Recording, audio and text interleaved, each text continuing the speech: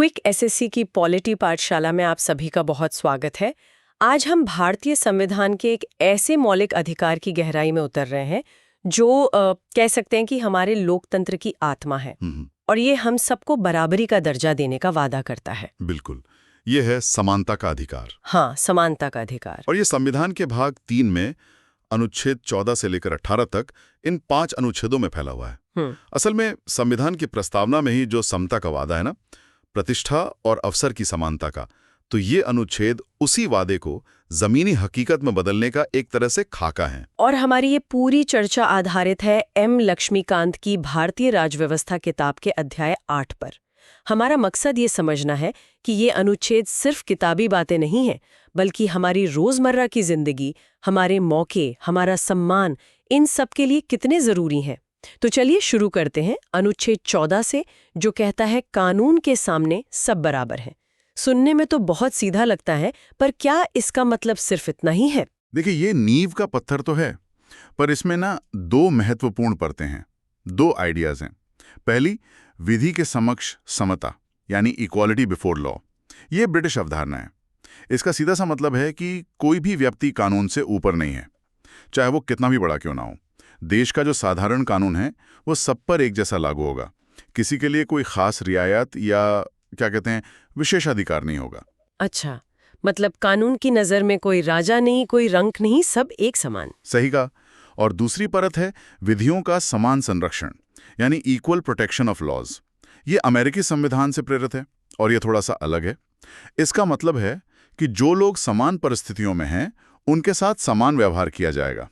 अगर कानून अलग अलग लोगों के लिए अलग नियम बना रहा है तो वो जो फर्क किया जा रहा है वो तर्कसंगत होना चाहिए, मनमाना नहीं। ये एक तरह से सकारात्मक अवधारणा है। ये कहती है कि समानता लाने के लिए अगर जरूरत पड़े तो राज्य अलग बर्ताव कर सकता है, बस उसका आधार सही होना चाहिए। अच्छा, तो एक तरफ तो कोई स्पेशल ट्रीटमेंट नहीं और दूसरी तरफ जरूरत पड़ने पर उचित कारणों से अलग बर्ताव संभव है।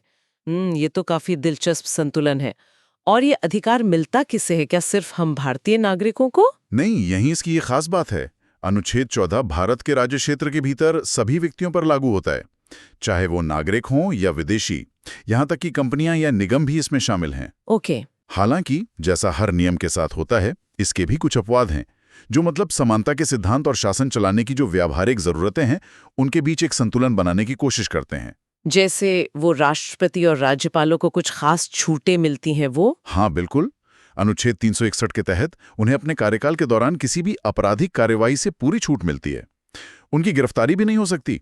दीवानी मामलों में भी कार्रवाई करनी हो तो 2 महीने का नोटिस देना पड़ता है। और इसका तर्क ये है कि देश और राज्य के जो सबसे बड़े कार्यकारी अधिकारी हैं वो बिना किसी डर या रुकावट के अपने संवैधानिक काम कर सकें। ठीक है। इसी तरह अनुच्छेद 361 ए है, जो संसद या विधानसभा की कार्रवाई की अगर कोई सच्ची रिपोर्ट छाप रहा है तो उसे सिविल या क्रिमिनल केस से बचाता है। अच्छा, ये प्रेस की स्वतंत्रता के लिए जरूरी है। समझ गई। तो मतलब समानता का आदर्श अपनी जगह है, पर शासन चलाने की जरूरतें भी देखनी पड़ती हैं। चलिए, अनुच्छेद 14 ने तो कानूनी बराबरी की बात कर दी, पर समाज में जो भेदभाव होता है अलग अलग आधारों पर, उसका क्या? शायद यहीं पर अनुच्छेद 15 आता है। बिल्कुल सही पकड़ा आपने। अनुच्छेद 14 कानून की नजर में बराबरी देता है, तो अनुच्छेद 15 सामाजिक जीवन में भेदभाव पर रोक लगाता है। ये कहता है कि राज्य मतलब सरकार किसी भी नागरिक के साथ केवल 5 आधारों पर, धर्म, मूलवंश, जाति, लिंग या जन्मस्थान, इनके आधार पर कोई भेदभाव नहीं करेगा। केवल इन 5 आधारों पर? यहाँ ये केवल शब्द बहुत महत्वपूर्ण है। जिसका मतलब है कि अगर भेदभाव का आधार इन 5 के अलावा कुछ और है और वो तर्कसंगत है तो वो शायद किया जा सकता है। अच्छा, और क्या ये सिर्फ सरकार पर ही लागू है या हम आप जैसे आम लोगों पर भी? देखिए, इसका जो पहला हिस्सा है वो राज्य के खिलाफ है, लेकिन इसका दूसरा हिस्सा जो बहुत जरूरी है वो आम नागरिकों पर भी लागू होता है। वो कहता है कि किसी भी नागरिक को दुकानों, होटलों, कुओं, तालाबों, सड़कों, नहाने के घाटों या जो भी सार्वजनिक मनोरंजन की जगह हैं या ऐसी जगह जो सरकारी पैसे से बनी है या आम जनता के लिए हैं, वहां जाने से या उनका इस्तेमाल करने से सिर्फ इन 5 आधारों पर धर्म, जाति, लिंग वगैरह नहीं रोका जा सकता। ये सीधे सीधे जो सामाजिक बहिष्कार होता है उस पर चोट करता है। ये तो बहुत जरूरी बात है। लेकिन हमने सुना है और देखते भी हैं कि महिलाओं के लिए, बच्चों के लिए या पिछड़े वर्गों के लिए कुछ खास इंतजाम किए जाते हैं। क्या ये अनुच्छेद 15 का उल्लंघन नहीं हुआ फिर? ये एक बहुत अहम सवाल है और यहीं पर वो सकारात्मक कार्रवाई यानी अफर्मेटिव एक्शन का सिद्धांत आता है। अनुच्छेद 15 में ही इसके अपवाद भी दिए गए हैं, मतलब वो स्थितियां जहां भेदभाव या कहें कि विशेष प्रावधान किया जा सकता है, जैसे राज्य को महिलाओं और बच्चों के लिए खास नियम या योजनाएं बनाने की छूट है। जैसे महिलाओं के लिए बसों में सीट रिजर्व होना या बच्चों को मुफ्त शिक्षा। बिल्कुल। इसी तरह राज्य जो सामाजिक और शैक्षणिक रूप से पिछड़े वर्ग हैं, SEBCs, या अनुसूचित जातियां, SCs, और अनुसूचित जनजातियां, STs हैं, उनकी भलाई के लिए, उनके उत्थान के लिए विशेष प्रावधान कर सकता है। इसमें शिक्षण संस्थानों में आरक्षण भी शामिल है, चाहे वो सरकारी हो या प्राइवेट, बस अल्पसंख्यक संस्थानों को छोड़कर।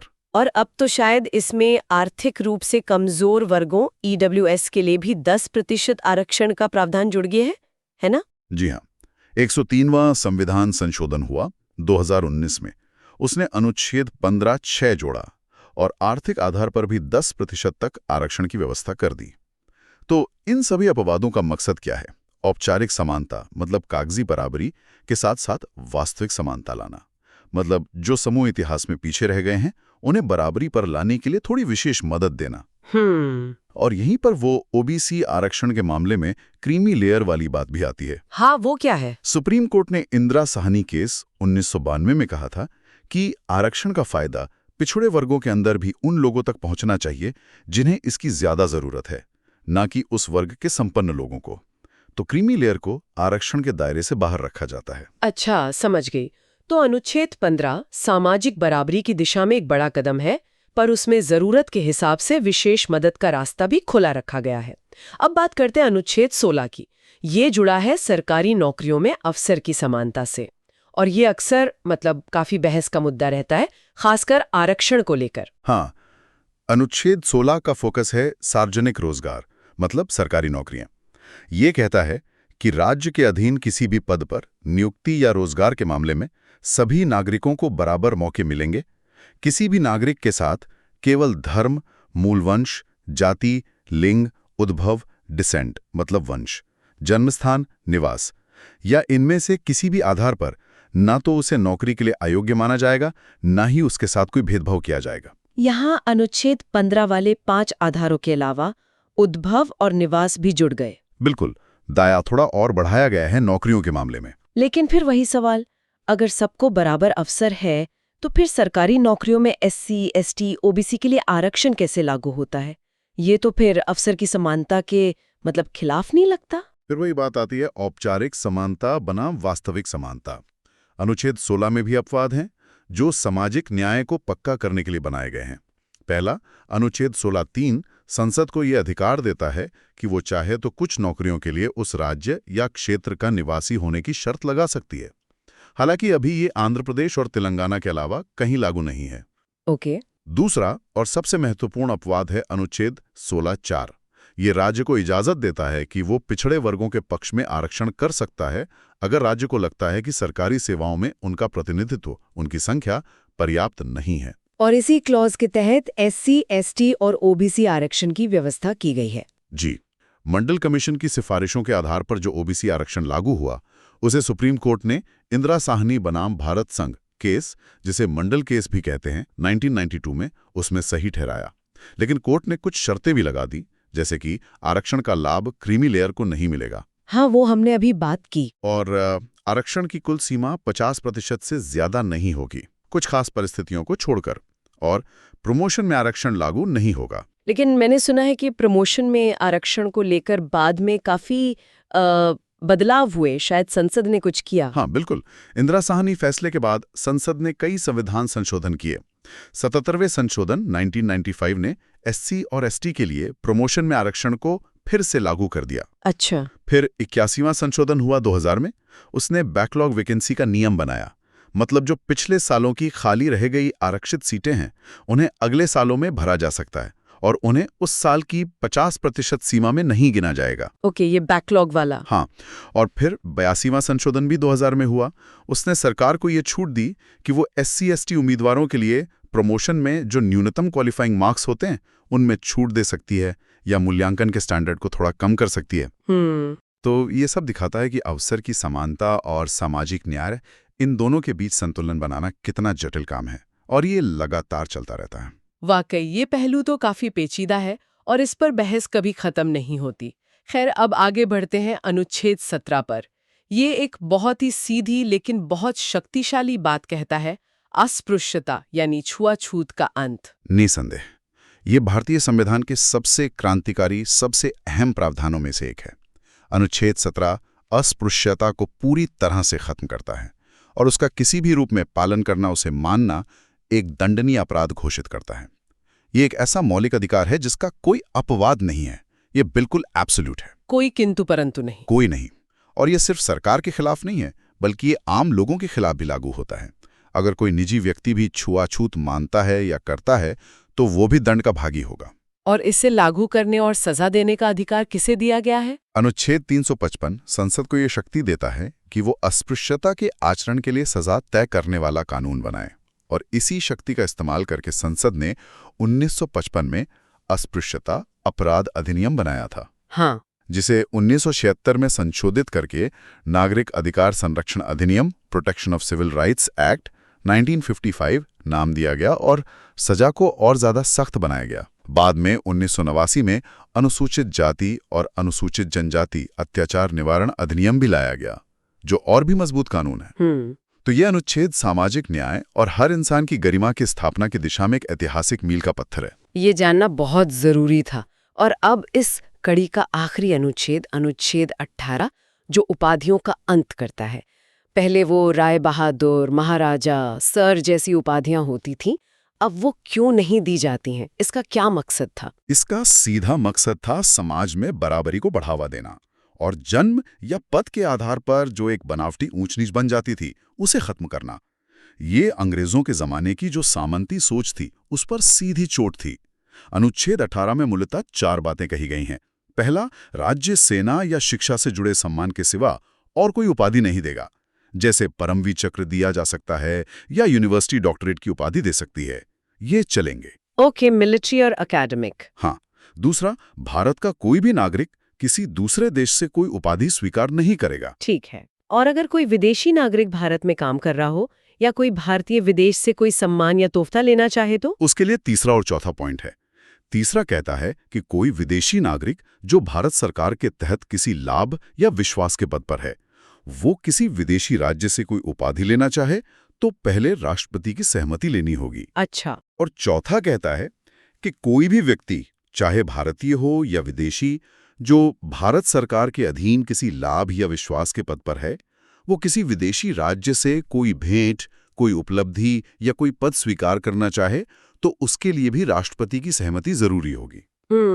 तो फिर ये जो राष्ट्रीय पुरस्कार मिलते हैं, भारत रत्न, पद्म विभूषण, पद्म भूषण, पद्मश्री, इनका क्या स्टेटस है?